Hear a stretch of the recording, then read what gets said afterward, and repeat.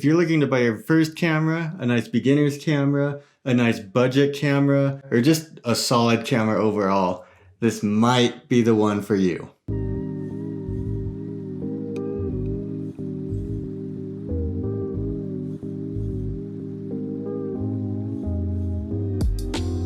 Today I'm going to be reviewing the Sony a6000. This is a special camera for me. It's the first camera I had ever bought. I still use it today. The very first camera I ever bought. It's a workhorse for me. Let's start off with just some quick background info on the Sony a6000. So the Sony a6000 was announced in February 12th, 2014. That is a long time ago.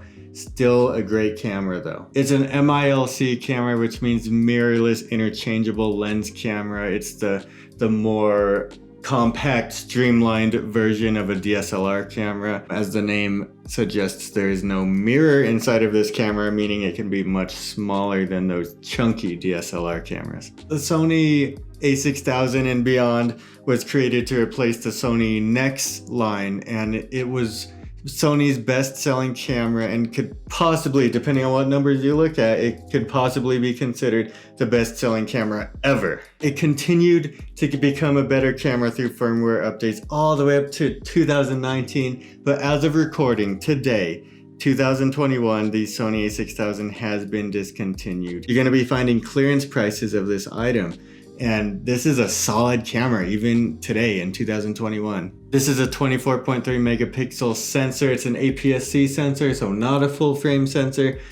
This camera is compatible with Sony E-mount lenses, which do include full frame lenses, however. So if you're planning to upgrade but you don't want to do it quite yet, you can still buy the full frame lenses until you're ready to buy that full frame body. Let's move to the specs and features of this camera. As I said, 24.3 megapixel sensor. The ISO range is from 100 all the way up to 25,600. It's expandable up to 51,200. But those are just crazy numbers. Realistically, I would say photos are decent up to about maybe 1600 to 3200 ISO. Then you start seeing some noise, which is not too hard to deal with if you're proficient in Lightroom or any kind of photo editing software to be able to remove that noise.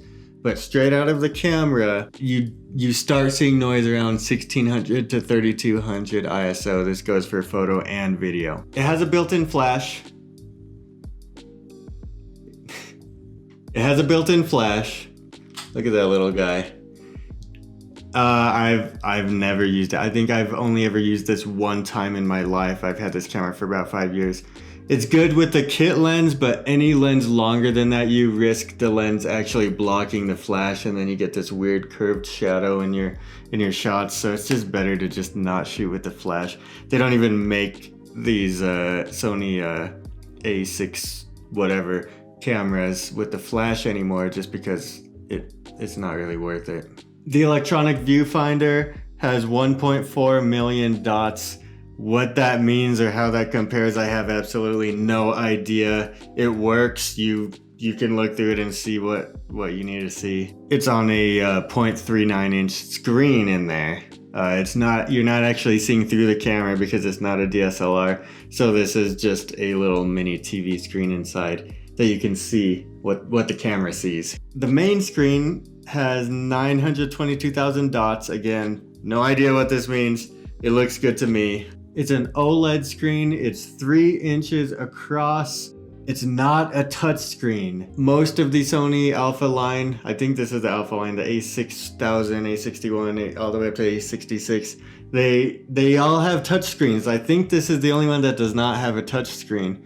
So that's kind of a bummer. Also, it's sort of articulating. It can go up to about there. If you're going down, it can go about there, but it doesn't flip all the way up. It doesn't flip to the side at all.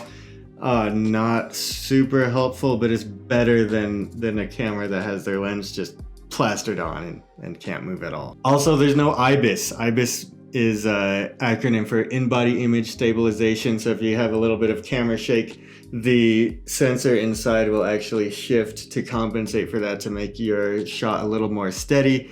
The Sony a6000 does not come with IBIS. So buying lenses for it that have stabilization, which they call optical steady shot, that's kind of a requirement if you're shooting video. Photos, you can sort of get away with that by turning up your shutter speed. Video, it's I don't buy lenses that don't have optical steady shot, because without that, it's just like the Wild West out there. You have no idea what you're gonna come back with. Get that OSS if you're shooting video. Shooting is the word I said. It has something that's called clear image zoom. It's supposed to be better than digital zoom. It has up to 2 times clear image zoom, which means in theory, this 16 to 50 millimeter kit lens should go out from 16 to 100 millimeter using the clear image zoom. I'm just gonna put a side-by-side comparison to show you what the clear image zoom looks like compared to digital, just straight up digital zoom that I've done in post, and you can see if you think it looks a little better or not. I think personally it looks a little bit better, but it's still digital zoom. There's no way around that.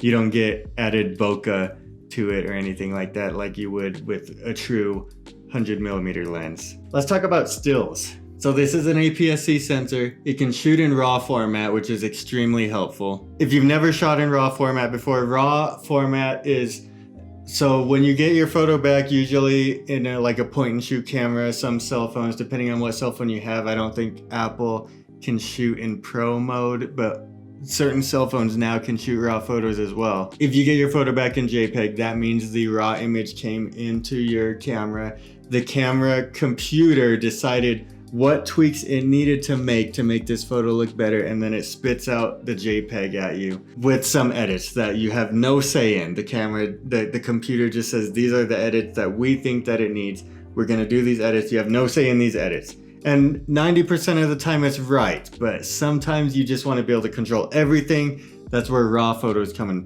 into play. Another thing about RAW photos, they're like, I mean, depending on the camera, for this camera specifically, they're about 10 times bigger size than a JPEG. So that gives you so much more room to edit. You can edit more heavily on these photos before it starts breaking down, which is really awesome. If you're more of a person who wants to just snap that photo, post it right away to Instagram, Facebook, whatever, this can shoot JPEGs also. Another thing to consider, because this is an APS-C sensor and not a full frame sensor, this 16 to 55 millimeter is, you need to be able to do the conversion. APS-C is around 1.5 times cropped in compared to a full frame sensor, which means this is more of an equivalent of a 24 to 82.5 millimeter lens, not a 16 to 50. Also, the f3.5 to 5.6 aperture, that aperture is, you also need to multiply by 1.5. So instead of f3.5, that turns out to be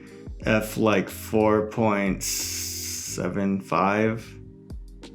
No, 5.25. So not great compared to full frame. So you don't get the bokeh, you don't get the wide angle that you would get in a full frame sensor, but you also don't get that huge price tag.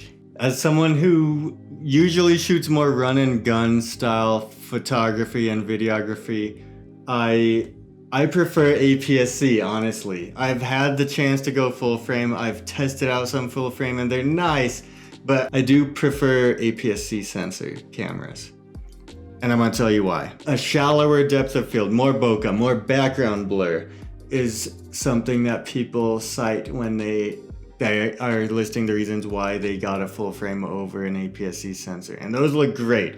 I mean, everybody wants more bokeh, everybody wants that creamy background blur. I think it is slightly overrated. Please don't kill me for saying that. I think it's great when you're taking photos, maybe like portraits, stuff like that, product photography, when you only need to have your subject in focus for that split second that photo is shot. In video, you may have to be keeping your subject in focus for 5 seconds, 10 seconds, 30 seconds, a minute, however long you need to keep your subject in focus for. Your camera will be constantly trying to track and keep that subject in focus. Now, with a shallower depth of field, that margin for error becomes tinier and tinier till it's razor thin, and you're pushing it to a point where the camera is going to miss sometimes. So APS-C cameras, that margin for error becomes wider and it's going to hit almost every single time. You don't really need that background blur if the trade-off is you miss focus. And for me, doing most of my professional work in events, I need to get the shot the first time. We can't stop, we can't redo it. I need to get that shot. So shallow depth of field is not really a priority for me. Second reason, APS-C cameras are generally more portable than full frame sensors. I can bring 2 of these. I'm shooting with the Sony a6000 up there. I bring them both because they just don't take up space. Same with the lenses. The lenses are generally smaller. I mean, look at this little guy. They're also much more cost effective. So instead of buying one full frame camera for $2,500, I can buy this guy for less than $500 and then have another $2,000 to spend on lenses, on lighting, on audio, anything that I need to get the shot, instead of maxing out on one full frame camera with just the kit lens and hoping that's gonna be enough for me, because it won't. And those lights, those microphones, everything you buy to surround this camera, that's coming with you when you finally do upgrade to a full frame. 24 megapixels, I think, is the sweet spot to where you can shoot nice, sharp photos that you can crop in a little bit if you need to, and still be able to get decent video. Because if you're going bigger megapixels, if you're hitting like 40 to 50 megapixels, those pixels become smaller, which means they're not as great in low light. They're not as great for video.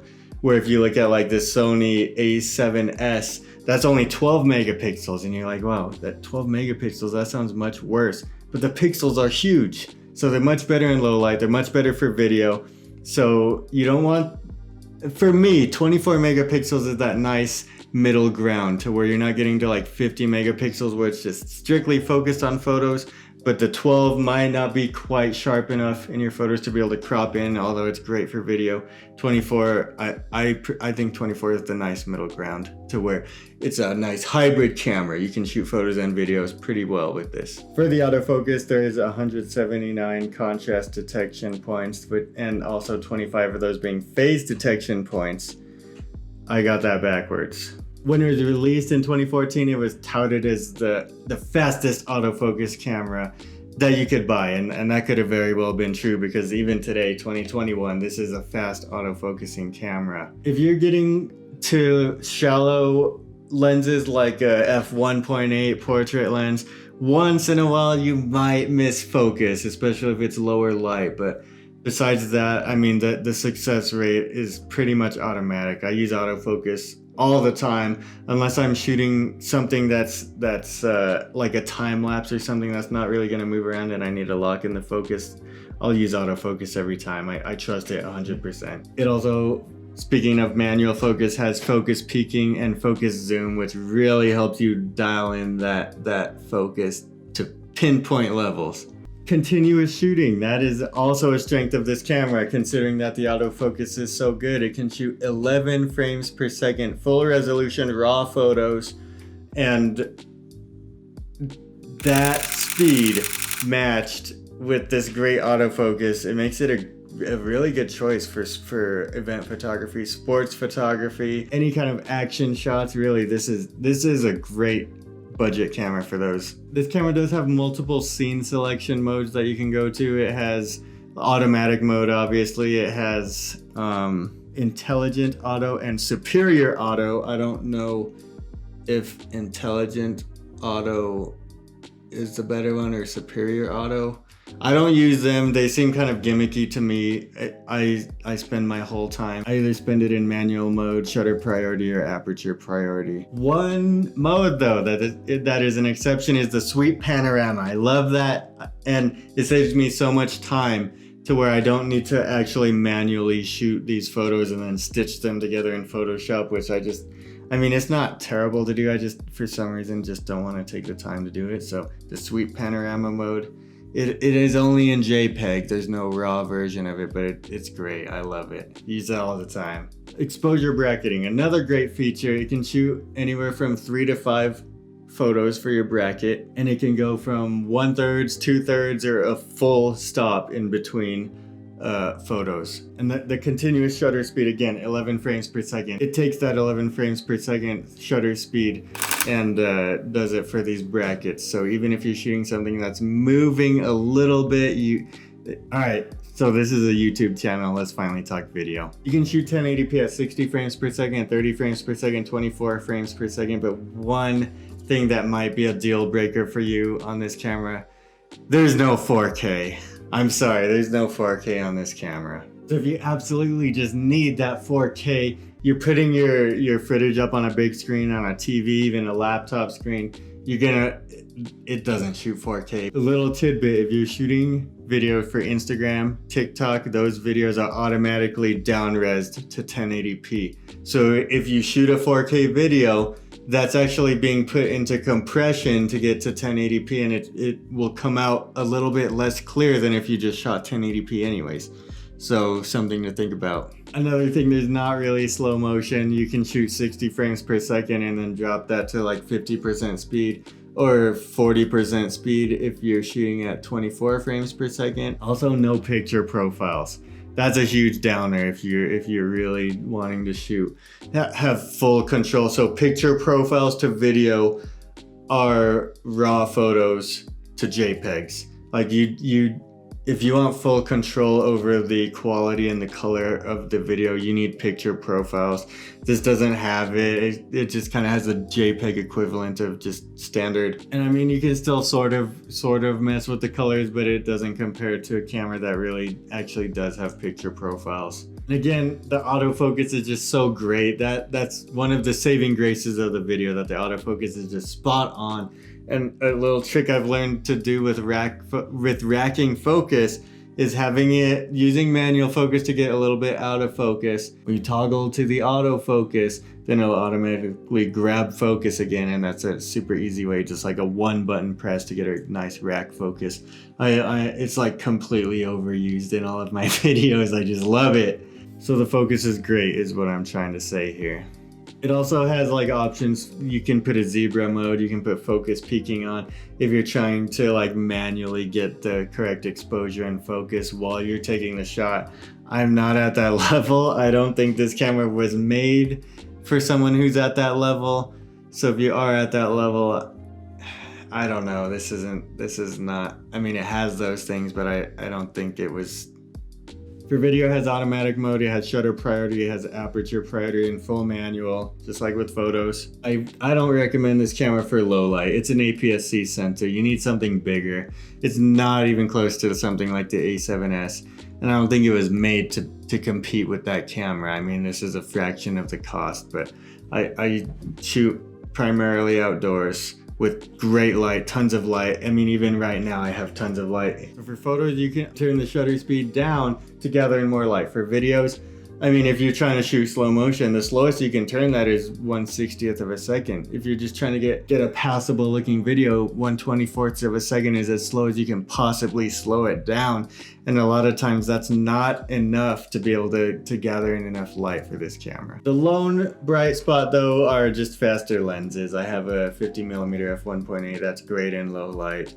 I haven't really found a wide lens that can do it, but I'm sure there's some out there. I mean, I just use that portrait lens for low light. Okay, now audio, that's another big weakness. It was made primarily for photos. I use it for video all the time, but it was not made for video, and that's pretty clear. It has a hot shoe if you want to attach a mic. Problem is the only mic that's fully compatible is this guy, which is named, it has a very catchy name too, I just always forget it. The Sony ECMXYST1M is fully compatible. It's the only one that's fully compatible with this camera. The plus side is that it does have a microphone output cord. So if you do end up upgrading to a camera that can have this, that has this jack, you can plug it in and you can like control the levels of the microphone. With the Sony a6000, you can't control the levels, it's all automatic. And it's overly sensitive. In a quiet room, you'll hear hissing sound. It's because it's just the gain is automatic on this, and the gain will continually go up till it hears something. And in a quiet room, that something is sometimes just hissing. The audio is not good. Better than the onboard mic, sort of. Noisy areas, it's great. The tilt screen, I already talked about this, but it doesn't flip all the way up. If you're vlogging, then I don't really mind it, but some people will. I just like shoot wide enough so I know that 100% I'm in the shot, but no, you won't be able to see yourself, which could be a good thing because it forces you to look right at the camera instead of like glancing up and looking to see how you look on the monitor all the time. Could be good. But you don't have the option, unfortunately. Another thing, because it's not an articulating screen. So if you're shooting horizontal photos, this is fine. If you're going down low, if you're going up high. If you're shooting vertical photos, this does not help. This does not help if you're trying to go down low or up high. It's just stuck. But I do understand that a camera that's under $500, that could be even lower because we're seeing clearance prices, that was made in 2014. A fully articulating screen is probably too much to ask for, but I still have to point it out. Some final thoughts that didn't come up in the main categories of this review. It's not waterproof. The build is plasticky. It's still rugged though. I've taken it in a rainforest in Costa Rica. I wrapped it with a plastic bag. That's all I had. And some water got into it. It got a little steamy in there, but it didn't break. It's a dumb idea, but I brought it out in a bomb cyclone, which is sort of like a crazier version of a blizzard, I think. Just wrapped it in plastic wrap. Got a little bit of water on it, but again, it holds the water out to a point. So it's not fully waterproof. I wouldn't completely recommend it. Don't do any of those things I just listed. But if you get caught out in the rain, you don't need to go like sprinting a straight beeline inside because your camera's gonna die at the first water drop. Like it can handle a little bit. And my last thought, I mean, it is weak in the video department. It was made for photos. But the price is just so good. Even back then when I bought it about 5 years ago, the price was so good. I decided I was just gonna put up with it, with the shortcomings of the video, because it's worth it in my opinion for the price. There's no flip up screen. There's no slow motion. There's no tap to focus because it's not a touchscreen. That's actually a bummer for video. Only one microphone that works for it. There's a 30-minute record limit on this, so if you're recording something like a wedding, you're gonna need to keep going back and like clicking it again every 30 minutes, like set a timer on your watch or something. I don't think I've gotten to that 30-minute limit before this overheats. Overheating is a big problem with it. And the low battery life. Buy spares. Feels like a really sucky way to end the video, just like end it by dumping all of my gripes with this camera. It's a great camera. I would rate it a 9 out of 10. I bought it 5 years ago, like the first camera I ever bought, and I still use it consistently. How many cameras can you say that about? This is a great camera. It's going on sale. It's been discontinued. Stores want to get this camera off of their shelves. Take advantage of it. Take a look at it. I think it's worth it for the price. That's it for my review today of the Sony a6000. As you know, in a short video like this, there's no possible way I can get through every single thing about this camera. So whatever I missed that you still want to know about, leave me a comment below and I'm going to do my best at responding to that. I'm terrible at responding to comments, but I'm trying to clean that up. So hold me to it. Leave me some comments. Thank you for watching this video. I really appreciate that. If it was useful for you, go ahead and hit the like button. Let me know in the comments. Share it to all your friends. See you next time.